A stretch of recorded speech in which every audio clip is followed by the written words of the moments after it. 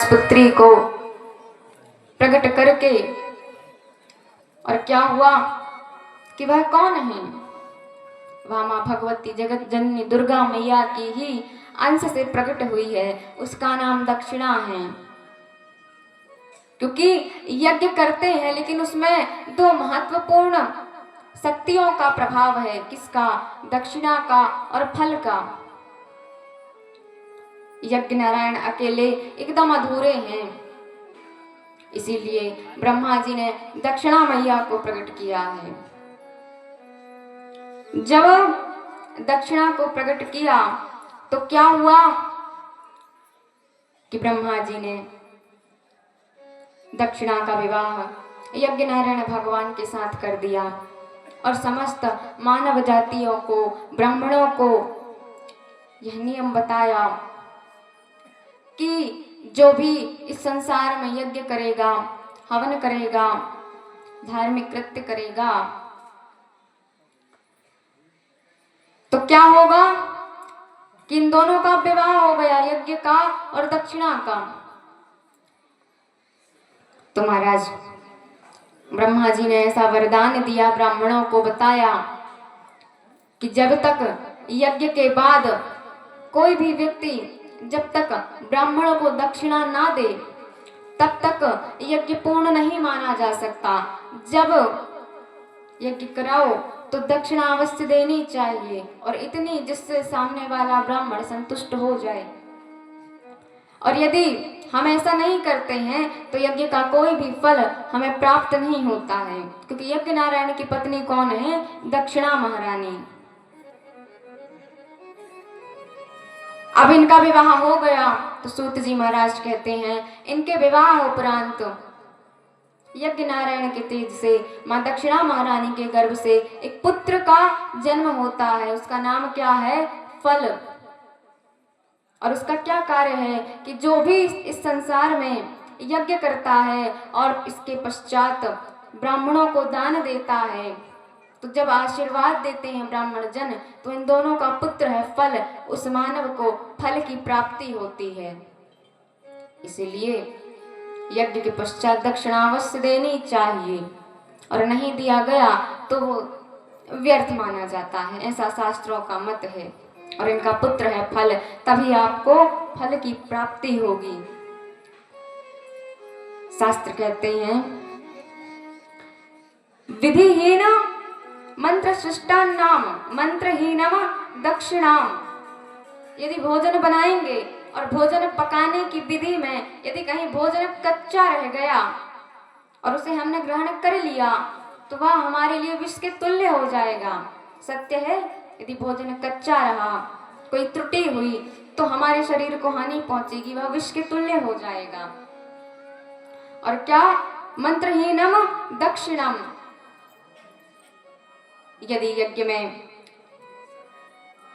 मंत्र ना बोले जाएं, मंत्रोच्चारण ना किए जाएं, तो वह यज्ञ भी किसी मतलब का नहीं। श्रद्धा विरहितम यज्ञम। यदि श्रद्धा से आप यज्ञ कर रहे हो किंतु श्रद्धा नहीं है, तो श्रद्धा से रहित वह यज्ञ भी निष्फल माना जाता है। जब भी हम किसी यज्ञ को करें, धार्मिक कार्य को करें, तो पूर्ण श्रद्धा से करना चाहिए, अन्यथा उसका कोई भी मतलब नहीं है महाराज।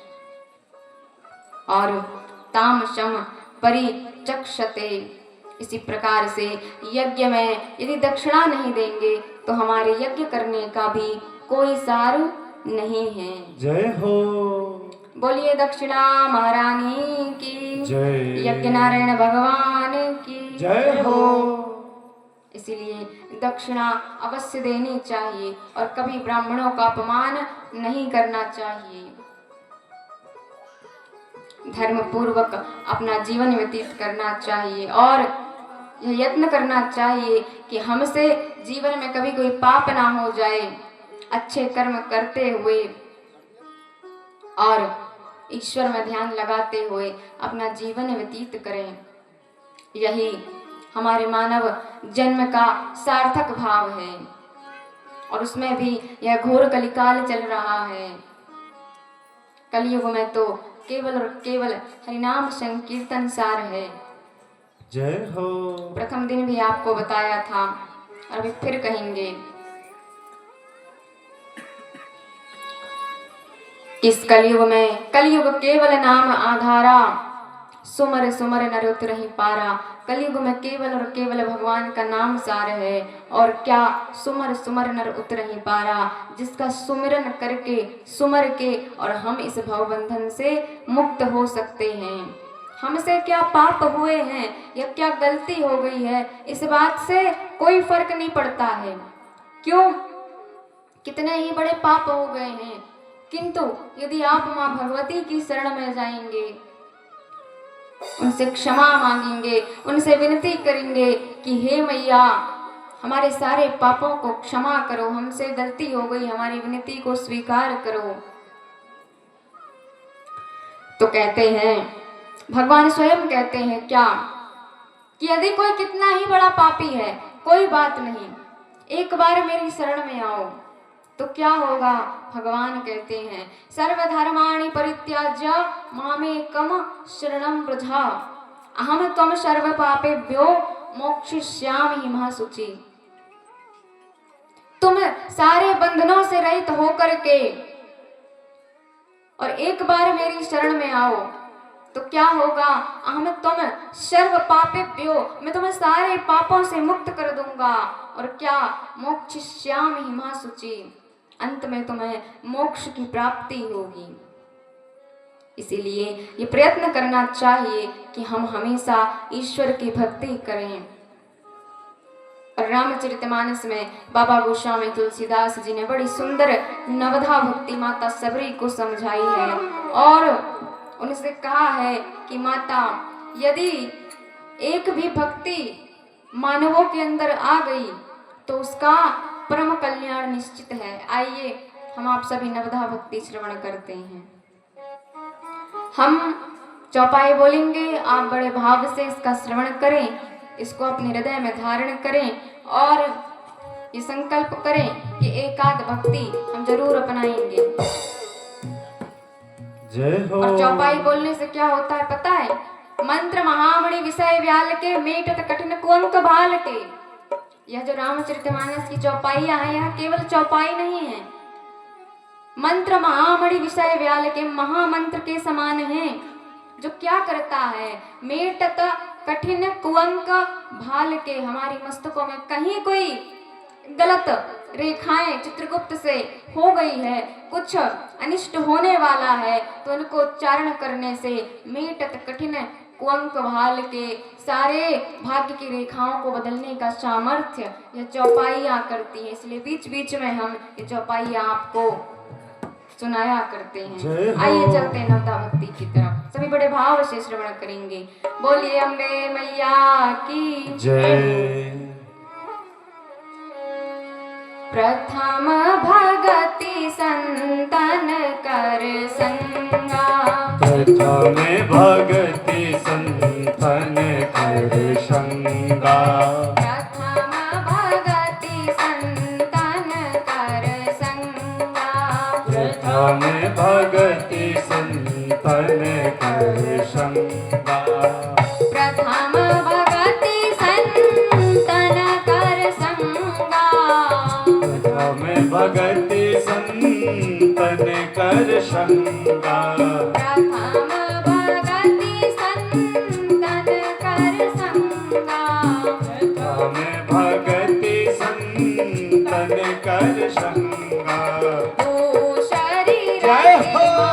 कथा प्रसंगा, तू जानी रति ममे कथा प्रसंगा, ओ शरीर मम कथा प्रसंगा, तू सारी रति ममे कथा प्रसंगा, गुरुपद पंकज सेवा रामा, गुरुपद पंकज सेवा रामा, गुरुपद पंकज सेवा रामा, गुरुपद पंकज सेवा रामा, तीसरी भगतिया मान सिया रामा, तीसरी भगति अमान सिया रामा,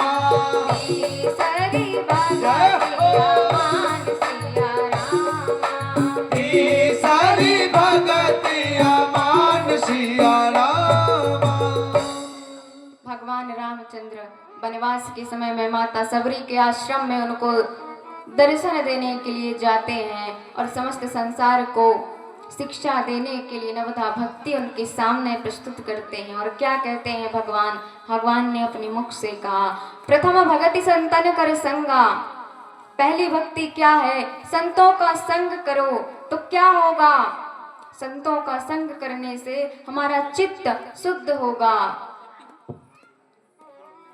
प्रथम भगति संतन कर संगा, दूसरी रतिमम कथा प्रसंगा।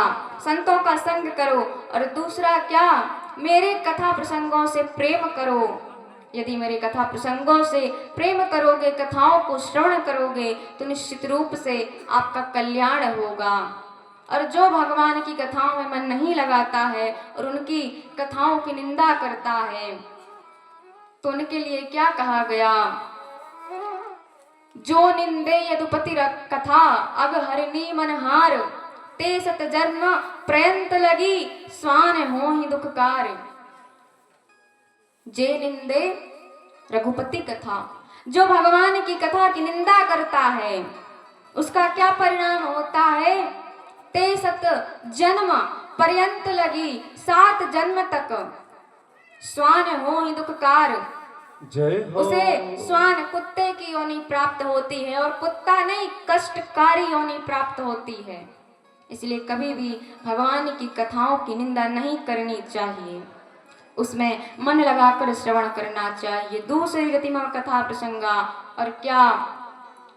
गुरुपद पंकज सेवा रामा, तीसरी भक्ति अमान सिया रामा। तीसरी जो भक्ति है उसमें भगवान कहते हैं कि माता, जो व्यक्ति प्रथम तो संतों का संग करो, दूसरा मेरी कथाओं से प्रेम करो, और यदि भगवान की कथा सुनेंगे तो उनके प्रति प्रेम प्रबल होगा। गुरुपद पंकज सेवा रामा, गुरुदेव की पद पंकज, उनके चरणों में उनकी सेवा करो। और गुरु कौन है? जो हमें गुरु दीक्षा दे।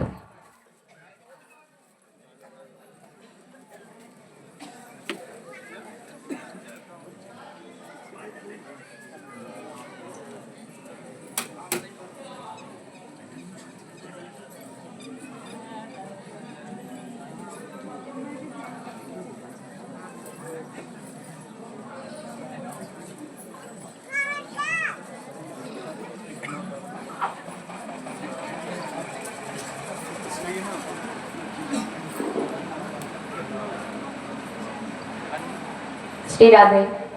बोलिए मैं मैया की जय हो। गुरुपद पंकज सेवा रामा, गुरु के चरणों की सेवा करो। और गुरुदेव कौन है? गुरुदेव साक्षात परब्रह्म है, कल भी बताया था। जय हो। और गुरु दीक्षा अवश्य ले लेनी चाहिए, जिससे हमारा गुरु बिन भवनिधि तरह न कोई, जो विरंची शंकर सम होई। गुरु के बिना इस संसार सागर को कोई पार नहीं कर सकता। और कल हवन के दिन हमारे जो पिताजी हैं वह गुरु दीक्षा देते हैं। यदि कोई इच्छुक हो तो वह गुरु दीक्षा कल हवन से पूर्व ले सकता है, ताकि जो भी हवन डाले उसका भविष्य पदार्थ सार्थक हो। तो जो भी इच्छुक है वह उनसे गुरु दीक्षा ले सकता है। जय हो। तो महाराज, गुरु के चरणों की सेवा करनी चाहिए। यह तीसरी भक्ति है, तीसरी भक्ति अमान। और आगे क्या कहा? चौथी भगति मम गुण रामा, चौथी भगति मम गुण रामा, चौथी भगति मम गुण रामा, चौथी भगति मम गुण रामा, चौथी भगति मम गुण रामा, चौथी भगति मम गुण रामा, करहि कपट तजि गान सिया रामा, करहि कपट तजि गान सिया रामा, करहि कपट तजि गान सिया रामा, करहि कपट तजि गान सिया रामा, पंचम भजन सुवेद प्रकाशा, पंचम भगत सुवेद प्रकाशा, मंत्र जाप मम दृढ़ जाप मन दृढ़ विश्वासा पंचम जय हो। वेद प्रकाशा पंचम भजन सुवेद प्रकाशा पंचम भजन सुवेद प्रकाशा पंचन भजन सुवेद प्रकाशा। चौथी भक्ति मम गुण रामा करहि कपट तजी गान सिया रामा। जय चौथी हो। जो भक्ति है वह कैसी है? मेरा गुणगान करो, मेरे भजन का अपनी वाणी द्वारा उसको बोलो, मुख में लाओ मेरे नाम को। चौथी भक्ति मम गुण रामा करहि कपट तजी गान सिया रामा। और कैसे? कपट से रहित होकर के करहि कपट तजी गान सिया रामा। मन में जरा भी भेदभाव छल कपट नहीं होना चाहिए और भगवान की भक्ति सदा हृदय में होनी चाहिए। यह कौन सी भक्ति है? चौथी भक्ति। और क्या? मंत्र जाप मम दृढ़ विश्वासा। गुरुदेव के द्वारा दिया गया जो मंत्र है उस मंत्र का जाप करो। मंत्र जाप मम दृढ़ विश्वासा पंचम भजन सुवेद प्रकाशा। यह पांचवी भक्ति है। और आगे क्या कहा? छठम शील विरति बहु कर्मा शील रीत बहु कर्मा छठम शील विरति बहु कर्मा छठम शील विरति बहु कर्मा छठम शील विरति बहु कर्मा छठम शील विरति बहु कर्मा निरत निरंतर साधन धर्मा निरति निरंतर साजन धर्मा निरत निरंतर साधन धर्मा निरति निरंतर साजन धर्मा सातव सम मोहि माया जग देखा सातम सम मोहि मैं जग देखा सातव सम मोहि माया जग देखा सातम सम मोहि मैं जग देखा मुझसे अधिक संत करि लेखा मुझसे अधिक संत करि लेखा मुझसे अधिक संत करि लेखा मुझसे अधिक संत करि लेखा। छठम शील वृत्ति बहु कर्मा। जय हो। छठवीं भक्ति क्या है? छठम शील वृत्ति बहु कर्मा निरत निरंतर सज्जन धर्मा। जय हो। हर प्रकार के कार्य करो और कैसे करो? सज्जनता का प्रमाण दो। निरत निरंतर सज्जन धर्मा। सज्जनता से रहो, सद्गुणों से रहो, कभी किसी का अपमान मत करो। और क्या? सातवा सम हरिमय जग देखा। सातवा समस्त संसार को अभी बताया ना कि सिया राम मैं सब जग जानी करहूँ प्रणाम। जोरे जुग पानी समस्त संसार को हरिमय देखो। जय हो। निरत निरंतर सज्जन धर्मा। सातवा सम हरिमय जग देखा। और हरि से अधिक संत करि लेखा। मुझसे अधिक संत करि लेखा। मुझसे भी अधिक संतों को जानो, ब्राह्मणों को जानो। ये भगवान स्वयं कहते हैं। ये 7 प्रकार की भक्ति, 7वीं भक्ति। और 8वां जथा लाभ संतोषा। 8वां जथा लाभ संतोषा। 8वां जथा लाभ संतोषा। 8वां जथा लाभ संतोषा। 8वां जथा लाभ संतोषा। 8वां जथा लाभ संतोषा। सपने नहीं देखा पर दोषा। सपना नहीं देखे पर दोषा। सपने नहीं देखा पर दोषा। सपने नहीं देखा पर दोषा। नवम सरल सब समझलहीना। सरल सब छल छलहीना। नवम सरल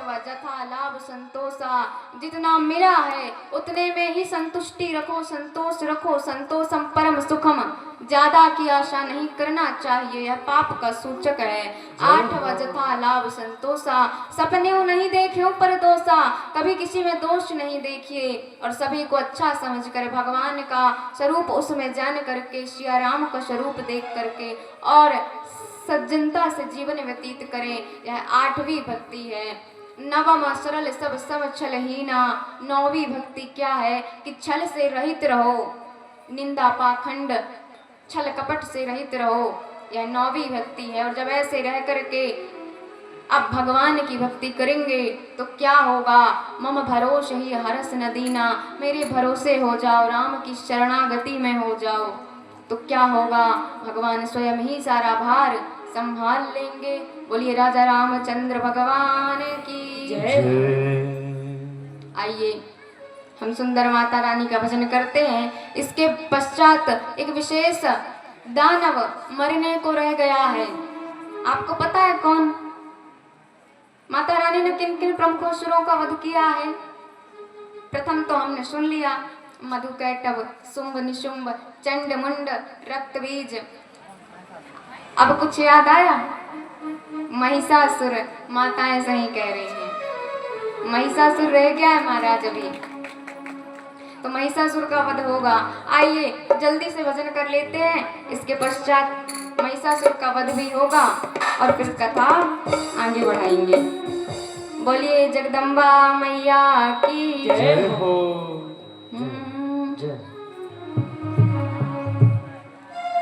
माई तोरे रूप हजार, मातु जगदम्बिका, माई तोरे रूप हजार, माई जगदम्बिका, माई तोरे रूप हजार, मातु जगदम्बिका, माई तोरे रूप हजार, मात जगदम्बिका, जगदम्बिका, जगदम्बिका, जगदम्बिका, जगदम्बिका,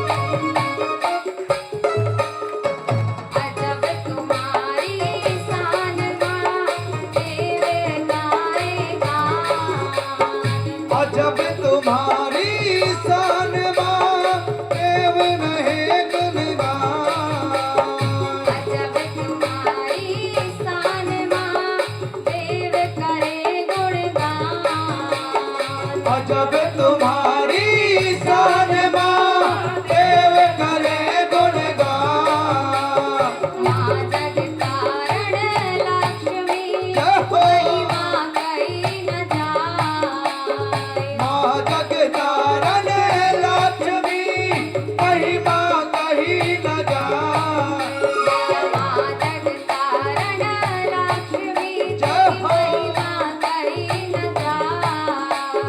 माँ जगतारण लक्ष्मी महिमा कही न जाए। रिद्धि सिद्धि माँ देता है। रिद्धि सिद्धि माँ देता है। मैया रिद्धि सिद्धि माँ देता है। मैया रिद्धि सिद्धि माँ देता है। जो जन ध्यान लगाए जगदम्बिका मैं तोरे रूप हजार हाथ जगदम्बिका। माई तोरे रूप हजार माँ तू जगदम्बिका। मैं तोरे रूप हजार माई जगदम्बिका। जगदम्बिका जगदम्बिका जगदम्बिका जगदम्बिका जगदम्बिका जगदम्बिका जगदम्बिका जगदम्बिका। माई तोरे रूप हजार माँ तू जगदम्बिका। मैं तोरे रूप हजार मात जगदम्बिका। माई तोरे रूप हजार माँ तू जगदम्बिका। मैं तोरे रूप हजार मात जगदम्बिका। माई तोरे रूप हजार माँ तू जगदम्बिका। मैं तोरे रूप हजार मात जगदम्बिका। जगदम्बिका जगदम्बिका जगदम्बिका जगदम्बिका जगदम्बिका जगदम्बिका। जगदम्बिका जगदम्बिका। सभी बड़े भाव से तालियां बजाकर क्या कहेंगे?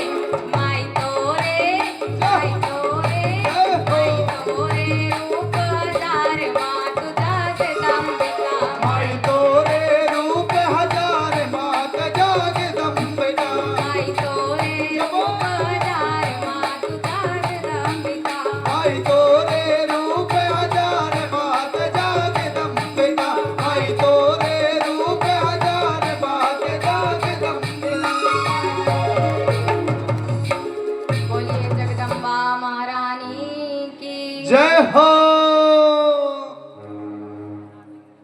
तो श्रोताओं, इस प्रकार से नवधा भक्ति जो हमने आपके सामने सुनाई है, यदि एक भी भक्ति आपके अंदर आ गई तो आपका जीवन धन्य हो जाएगा और निश्चित रूप से माँ भगवती की भक्ति आपके अंदर प्रवेश कर जाएगी। इसीलिए हमें यहाँ प्रयास करना चाहिए कि इस कलिकाल में हमारे पास यदि कोई साधन है तो वह केवल और केवल माँ भगवती का यह पावन चरित्र है, जिसे सुन करके हम सभी माँ भगवती के सुंदर चरित्रों को श्रवण कर रहे हैं। यह हमारा परम सौभाग्य है। आइए, क्योंकि समय कम है और भगवान का, माँ भगवती का चरित्र तो कम नहीं होता, कभी समाप्त नहीं होता, क्योंकि हरि अनंत हरि कथा अनंता, कहाँ ही सुनहि बहुविधि सब संता। भगवान और उनकी कथाएं न उनका आदि है, न मध्य है, न अंत है। हरि अनंत हरि कथा अनंता, और क्या कहाँ ही सुनहि बहुविधि सब संता। नाना प्रकार के साधु संत महात्मा विद्वान वक्ता अपने अपने बुद्धि के अनुसार इनके चरित्र को सुनाते हैं। ऐसे हमारे श्री भगवान माँ भगवती का दिव्य स्वरूप। आइए, एक छोटी सी माँ भगवती ने देवताओं पर कृपा की है, महिषासुर नाम के एक दैत्य का वध किया है। ये कथा की सार मात्र है। ये कथा जो है, जिसे श्रवण करके भक्तों के समस्त पाप नष्ट हो जाते हैं, उन्हें मनवांछित फल की प्राप्ति होती है। आइए, हम उस कथा में प्रवेश करते हैं। सभी सावधान होकर ध्यान पूर्वक सुने। नैमिषारण्य तीर्थ में सूत जी महाराज शौनकादि 88,000 ऋषियों को श्रीमद् देवी भागवत महापुराण की कथा श्रवण करा रहे हैं। हम सब भी इसका श्रवण कर रहे हैं। अब शौनक जी के पूछने पर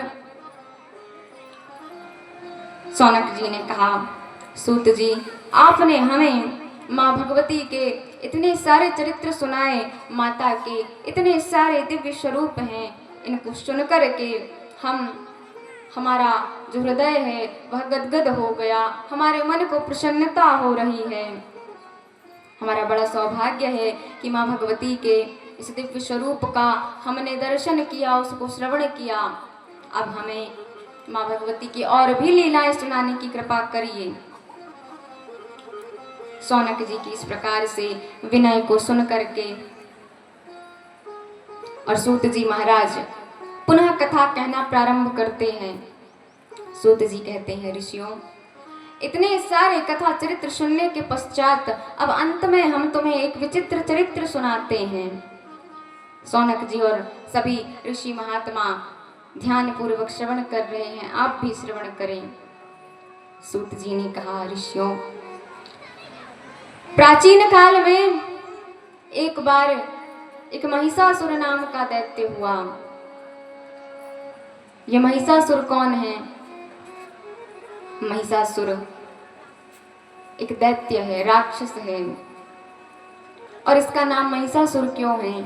यह संसार में किस कारण से आया, कैसे आया, किसके हाथों इसका वध हुआ, यह सभी जानकारी हमें दीजिए।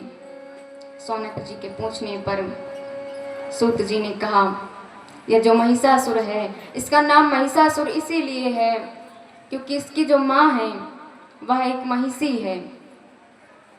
महिष का अर्थ भैंस, संस्कृत में भैंस को महिष कहा जाता है क्योंकि इसकी जो माँ है वह महिषी है। महिषी के गर्भ से इसने जन्म धारण किया है, इसलिए इसका नाम क्या है? महिषासुर। और इसका जो वास्तव स्वरूप है वह क्या है पता है? आधा तो मानव का और आधा भैंसे का, इसीलिए इसका नाम महिषासुर है। कहते हैं प्राचीन काल में इस महिषासुर नाम के असुर ने वरदान प्राप्त कर लिया कि कोई मुझे इस संसार में जीत ना सके। इस प्रकार से ब्रह्मा से वरदान पाने के बाद में पता है वरदान क्या मांगा था? यदि मुझे कोई मारे तो भाई स्त्री हो, और इसे पता है कोई स्त्री मुझे मार नहीं पाएगी। स्त्रियों में कहाँ इतना बल होता है कि कोई पुरुष के साथ लड़ाई करे, युद्ध करे। सत्य है ना, स्त्री कोमलांगी होती है, वह पुरुषों के साथ में युद्ध नहीं कर सकती। लेकिन ये मूर्ख एक बात भूल रहा है कि जो आदि शक्ति जगदम्बिका भवानी है वह तो कालिका है, वह तो बड़े बड़े असुरों का संहार करती हैं। जय हो। और इस मूर्ख ने ऐसा वरदान मांग लिया। ब्रह्मा जी का इसे वरदान प्राप्त है कि इसे कोई नहीं मार सकता, यदि मारे तो वह स्त्री हो। अब सूत जी महाराज कहते हैं कि जब इसे वरदान मिल गया तो क्या हुआ? समस्त संसार में हाहाकार मचा दी, पाताल से दैत्यों को बुलवा लिया। अच्छा, और ऐसा ही होता है ना कि हम जब बहुत ज्यादा प्रसन्न होते हैं तो अपने रिश्तेदारों को, फूफा, मामा, चाचा, काका, पता नहीं किस किस को, सब आ जाओ भैया, सब मिलकर के खुशियां मनाएंगे, ऐसा ही होता है ना। तो ये जो महिषासुर है ये बड़ा प्रसन्न है, इसने अपने पाताल लोक में जितने भी राक्षस हैं सबको बुला लिया कि तुम सब आ जाओ। पता है क्यों? इसको किस बात की खुशी है? क्योंकि इसने इंद्र की आसन छीन ली है, इसीलिए इसने बुलवा लिया कि सब आ जाओ, स्वर्गलोक में अपना ही साम्राज्य है। अब तो दैत्यों की सेना बड़ी भारी हो गई। सूत जी महाराज कहते हैं कि महिषासुर ने समस्त त्रिलोकी में हाहाकार मचा दी। और क्या हुआ कि इंद्र को धक्के मार करके और उसको उसकी आसन से भगा दिया। अच्छा, एक बात आपने ध्यान दी होगी, हमने जितनी भी कथाएं बताई सब लोग किसको टारगेट करते हैं? इंद्रदेव को। बेचारे इंद्रदेव ही फंसते हैं बीच में। शुंभ निशुंभ, उन्होंने भी इंद्रदेव को भगा दिया और स्वयं बैठ गए, है ना। उसके बाद अब ये महिषासुर आया। इसके पहले मधुकैटभ आए थे, अब ये महिषासुर आया, इसको कोई नहीं मिला तो बेचारे इंद्रदेव के साथ ही इनको ही इंद्रासन से निकाल दिया जाता है। तो महाराज इंद्रदेव को इनकी राजगद्दी से भगा दिया और स्वयं वहां पर जाकर वहां का राजा बन गया, अमरावती का राजा बन गया। अब क्या होता है, सूत जी महाराज कहते हैं, ऋषियों, जब इस प्रकार की हाहाकार इस दुष्ट ने मचा दी, ब्राह्मणों को प्रताड़ित करने लगा, समस्त संसार को अत्याचार से ग्रसित कर दिया, अब क्या करें। अब देवता और दानवों का युद्ध होने लगा। किंतु महाराज महिषासुर बड़ा बलशाली है और कोई उसे मार नहीं सकता, क्योंकि स्त्री के हाथों मरने का वरदान प्राप्त है। अब क्या किया जाए।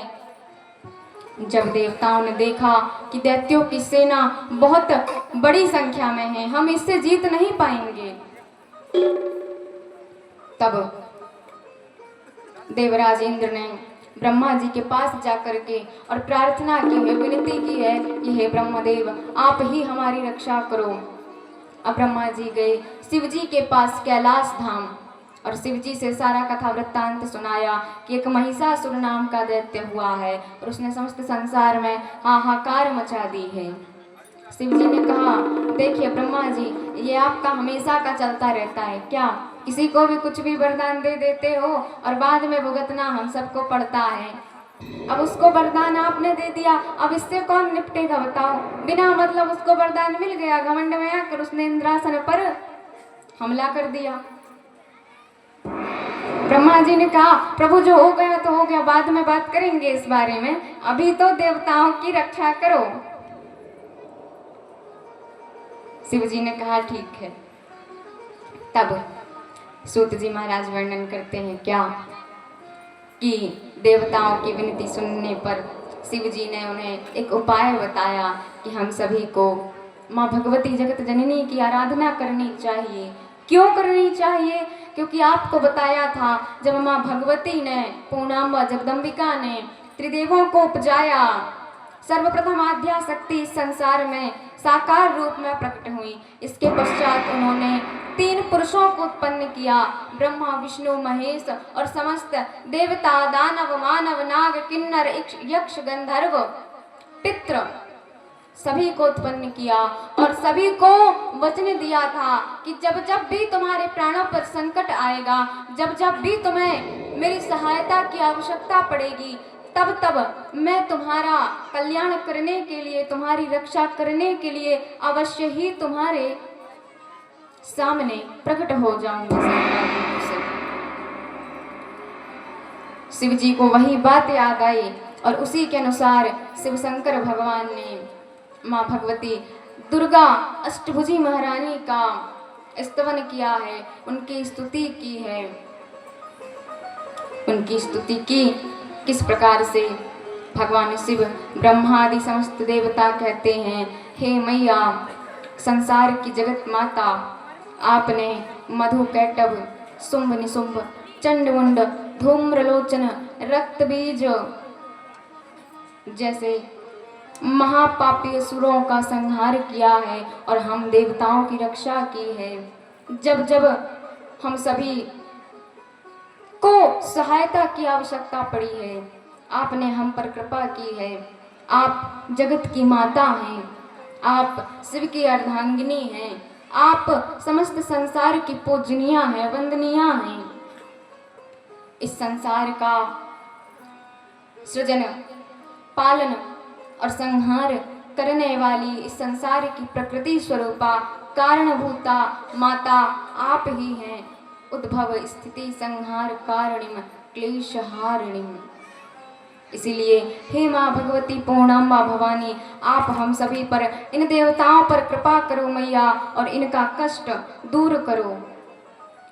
माँ भगवती इस प्रकार से ब्रह्मादि शिवादि समस्त देवताओं की स्तुति सुन करके प्रसन्न हो जाती हैं और उनके समक्ष देखते ही देखते क्या होता है, सूत जी महाराज कहते हैं कि शिव के तेज से एक शक्ति उत्पन्न हुई। और क्या देखते हैं कि इंद्र के तेज से भी एक शक्ति निकली, ब्रह्मा के तेज से भी एक शक्ति निकली, विष्णु के तेज से भी एक महान शक्ति निकली, वरुण के, चंद्रमा के, अग्नि के, कुबेर के और जितने भी प्रधान देवता हैं, समस्त देवताओं के शरीर से, यमराज के शरीर से, चंद्रदेव के शरीर से एक विचित्र तेज उत्पन्न हुआ। और वह सारा तेज मिलकर के करोड़ों सूर्यों के समान, जैसे करोड़ों सूर्य एक साथ प्रकाशमान हो रहे हों, जिसका तेज कोई सहन नहीं कर सकता, ऐसा एक तेज प्रकट हुआ। और जब वह तेज प्रकट हुआ तो समस्त देवता गणों के देखते ही देखते क्या होता है, सूत जी महाराज कहते हैं कि वह जो तेज था वह एक साकार स्वरूप धारण करता है। और वह तेज कौन है? माँ भगवती अष्टभुजी महारानी सिंह पर सवार हैं, अष्टभुजाएं हैं, शंख चक्र गदा धनुष बाण खड्ग खप्पर शंख सब अपने 8 भुजाओं में धारण किए हुए हैं। सुंदर मुखमंडल माता का, लाल कलर की साड़ी पहनी हुई, लाल रंग की साड़ी है, मस्तक पर अर्ध चंद्रमा विराजमान है और सुंदर मुखमंडल की शोभा है, जिसके दर्शन पाकर समस्त देवता प्रसन्न हो जाते हैं। बोली अष्टभुजी महारानी की जय। जब माँ भगवती का दिव्य स्वरूप वहां पर प्रकट हुआ तो सभी ने हाथ जोड़कर प्रार्थना की, हे माँ भगवती, भक्तों पर कल्याण करने वाली हमारी अधिष्ठात्री देवी दुर्गांबा जगदम्बा, हे माता, हम सभी देवता गण बहुत कष्ट में हैं मैया। कहते हैं कि पुत्र कुपुत्र हो सकता है, लेकिन माता कभी कुमाता नहीं होती। पूत कपूत सुने हैं परना, माता सुनी कुमाता माँ। पुत्र एक बार माता को कष्ट पहुंचा सकता है, लेकिन माता कभी पुत्र को कष्ट में नहीं देख सकती। ये मातृत्व के लक्षण हैं, ये माता की महिमा है। तो हे माँ, आपने तो हम सभी को जन्म दिया है, आप तो जगत की माता हो।